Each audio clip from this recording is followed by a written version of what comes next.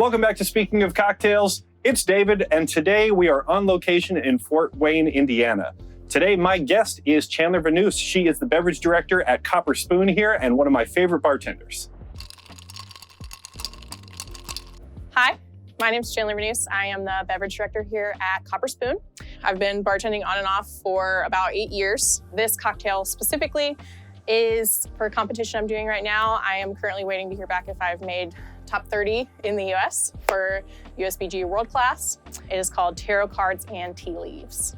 So you're gonna take your Yari and then start with a full ounce of Tanqueray London Dry. World Class is really specific about what spirits we're gonna utilize. So they're sponsored by a brand called Diageo that owns a couple different companies and brands. Tanqueray is one of their bigger ones. That was sort of a requirement, but it's also really good for balance, light citrus, a little bit dry. So after the gin, you're gonna go to an Earl Grey tea. They are also really specific about the way that this can be brewed or the concentration, just to make sure everyone is on the same page as far as competitors. Behind the actual bar, I feel like we have more freedom than we realize to just do things however we want, at whatever concentration, at whatever quantity. For them, they want to make sure like you can work with this ingredient the way that it's meant to be prepared. So follow the specific instructions that come with that brand of tea. It is 5 minutes steeping at 212 degrees. Then we're moving on to a white creme de cacao. For some of these, I'm using teaspoons. Some of them I'm using ounces. Part of that is just to get as specific as possible with some of the ingredients. Creme de cacao is a little bit dry, a little bit sweet, and very viscous. The body's really dense. So if you go a little bit up or a little bit down, it makes a pretty large impact. Then we have a 1/4 ounce Blanc Vermouth. That one's just light, floral, a little bit dry, pairs very well with the tea and the citrus. And then we're going on to the science portion of the evening.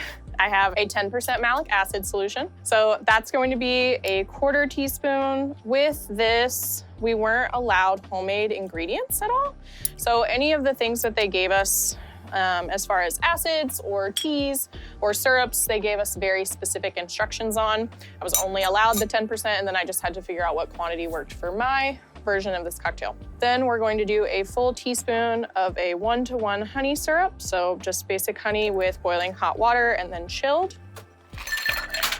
So with this one, the point of the ice and the stirring is not really for dilution. You kind of already have that from your tea. So you're just gonna do a quick 15 to 20 seconds. You really just wanna mildly chill it and integrate all of the ingredients. Grab your preferably chilled glassware.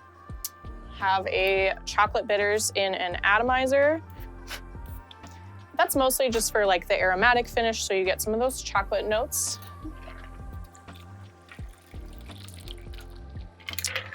And then I have pre-prepped my garnish because that is what I would do for World Class and for Spoon. Don't have time to cut everything in the moment. And that is tarot cards and tea leaves. All right, everybody, so we're here at Copper Spoon with Chandler. Chandler, thank you so much for having us. I mean, this is a bar I love, and I've come to it a lot. Cocktails have always been good here, but they've definitely stepped up since you've been here, and I really appreciate you having me. Yeah, of course. Thank you. Thank you for also giving us a sneak peek at the World Class cocktail, the Tarot Cards and Tea Leaves. So tell me a little bit about how this kind of came to be, other than the stipulations I gave you. So with this one, we were required to have a theme for our full menu, essentially. So I had to come up with 4 cocktails and then one that they would taste in person. I'm not sure if you're familiar with a tea leaf reading with a tarot card reader. You know, I've seen them. I've never done one in person, but I had a tarot card reading, but never done tea leaves. So. Yeah, so very similar vibe. I just kind of wanted to tie all of that in with the tea ingredient. So as far as conception, it was like tying the tea into the theme and working with all the products that they gave us. So it's a little bit of everything. So aside from the Tanqueray, was there any other base spirit you could use? And why did you go for the Tanqueray? Yeah, so they have quite a few. You just have to use 1 ounce of any Diageo spirit. So they gave us Bulleit Bourbon, Johnny Walker Black, Don Julio. There are a couple different ways that this could have gone. I decided pretty early on I wanted to work with tea specifically. And since that flavor can be so light, it really would not have been beneficial for me to use anything with a barrel aging. Gin just sort of made sense. There were a couple vodka options, but gin and the natural herbal complexity that comes along with that just made sense for me. Well, we could be having an award-winning cocktail here today. It's just too early to tell, but I'm excited for this one. You want to go for it? Yeah, perfect. All right. Cheers. Cheers.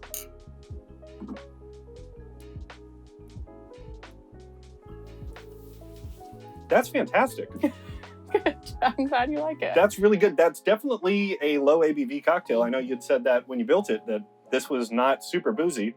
And I tend to lean towards the boozy stuff. You don't say. But that is lovely. It's light. It's floral. It's almost kind of fruity. It is really smooth too. Like it has sort of just kind of a weird mouthfeel to it that's very, very almost viscous. Yeah, so that's probably the creme de cacao and the honey. They're both a little bit denser. That's part of why I didn't stir it for very long. I just really wanted the body to be there, especially since it's low ABV and it has a tea base. I don't want it to feel watery or over diluted in any way. That tea and some of those, flavors are very delicate, right? So yeah, a long stir on this one would probably kill a lot of that. Yeah, but absolutely. this one is still having them shine. I am surprised at how little the creme de cacao is actually coming through. A big part of that tying in that aromatic at the end when I garnished was part of that. I wanted the chocolate to hit your nose. I wanted it to be tied into the cacao but not be overwhelming. That's part of why I started to end up using teaspoons to get really precise on those measurements. So yeah, as you said, the creme de cacao really kind of comes on the beginning and then it's just kind of light and floral, and then you do get the Blanc Vermouth at the end there that kind of lingers a bit. Yeah, for sure. I definitely like the floral tones with Blanc. It's a little bit dry, but not as dry as a classic Dolan dry, obviously. Definitely complements the herbal notes in the tea. Earl Grey specifically has an oolong base, which to me is both herbal and mildly floral.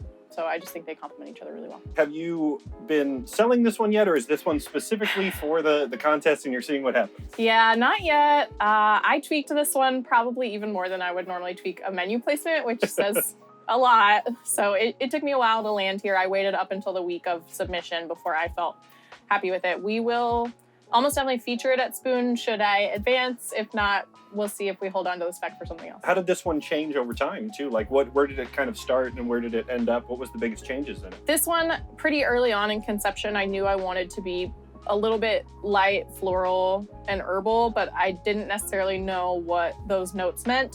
So the cacao originally was higher in quantity. There was a little bit of falernum involved at some point. The Tanqueray, I toyed around with doing their number 10 instead of this one, but the citrus notes were a little bit stronger. I had actual fresh lemon juice in it instead of the malic acid solution. So pretty much every step of the way, something changed aside from the tea, but it got to where I wanted it definitely at the end. I wanted to be able to stir it rather than shake it. So taking out the lemon and putting in the malic acid was definitely the biggest change. So seeing how it started, I mean, I don't think any of those changed ingredients are a big departure. So I think it's cool that you were able to stick with your core concept and then just kind of refine it. That's really, really cool. A lot of people make bigger changes than that. Well, I'd be lying if I said there were other ideas or variations of ideas that I had to toy around with, but this one definitely just hit the mark for World Class and what I know I wanted to work with. And was this your first time submitting to them, or you've done this one in the past, right? Yeah, I've done World Class US specifically one other time. Last year was my first year, and I made top 100 last year as well, which was a very pleasant surprise. Congrats. I went into that fully not expecting to advance at all. So for this year, since it was my second year, I really have just set myself up to say, as long as I do better than last year, I'm really happy with the results. Even submitting for top 30, I've poured probably 40 hours into this cocktail and menu. So I feel really grateful with the time and effort that I've put in. Well, you deserve it. You're a badass, and I love your cocktails, and it's why I keep coming back to you, because I want to feature people on this channel who are better than me, and you are certainly better than me, and I will not say otherwise ever. Got it. This is where I make her feel very awkward because I'm saying nice things, folks. Yeah, it's great for me. We'll just have another sip. It's okay. So if you guys end up going with this on your menu, who is going to be the type of person you're going to want to recommend this to? So I try really hard not to connect cocktails to people, because I feel like even for myself, when I go into bars, I change my mind a lot, or I change the style of cocktail I drink depending on what I'm eating or what mood I'm in. This one is definitely lighter. I wouldn't recommend doing it with a main course or right after a heavy, really alcohol-forward cocktail. So maybe to kind of start your night, or if you don't want to go too far into the alcohol content, this is absolutely right up your alley. Yeah, this one to me would definitely play for people who are fans of Corpse Reviver number 2. Yeah. That gives a lot of remnants, and I am a huge fan of that cocktail. That's a good go-to for me. And that one plays, I wouldn't say super close to it, but definitely familiar. So it's actually in some ways a variation of a cocktail called a 20th Century, which is classically a gin base with lemon, cacao, Blanc Vermouth. So obviously I hit some of those same notes. I wanted to toy around with those flavors some more and just add a little more depth and complexity.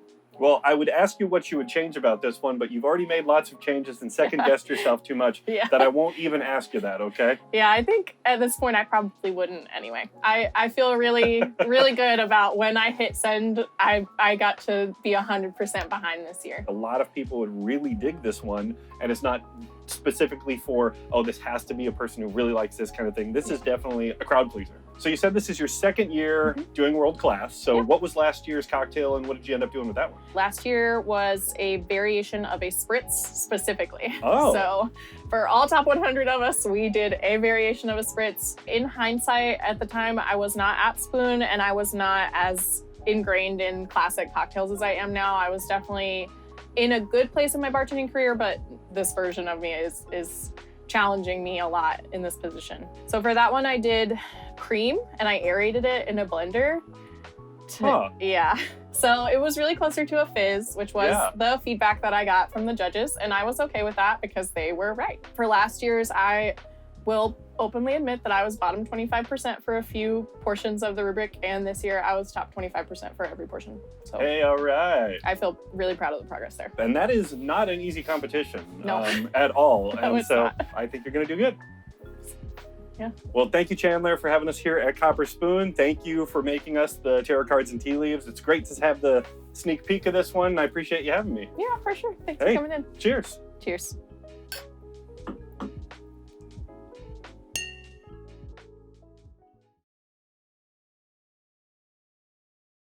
Okay, splice me. Heard. That's All right. right. I don't know if I'm supposed to wave. Do I? Okay, all right. Wildly uncomfortable. Forget our troubles, you know? I mean, there's really not a lot more I could talk about with that aside from the essay portion of my submission, which is not very fun. Not the garnish. Please keep that part.